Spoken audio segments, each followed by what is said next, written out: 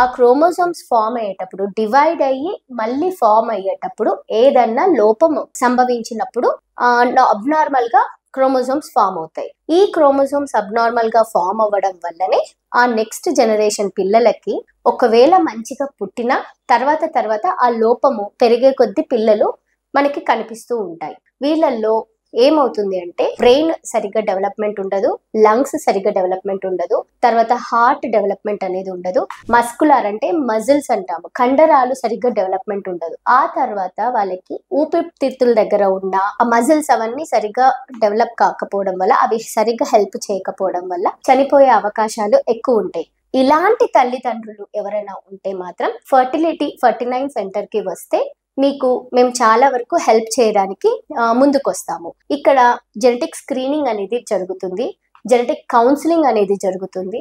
ఆ genetic screening counselling చేసిన తర్వాత నెక్స్ట్ టెస్ట్లు ఏమైతే మనకి హెల్ప్ఫుల్ గా ఉంటాయో దాని బేస్డ్ పైన తీసుకొని మీకు నెక్స్ట్ అలాంటి పిల్లలు పుట్టకుండా ఉండడానికి ఇక్కడ పీజీటీ టెస్ట్లు చేస్తారండి. అలా చేసినప్పుడు నెక్స్ట్ జనరేషన్ ని మనం కాపాడుకోవడానికి అవకాశం ఉంటుంది.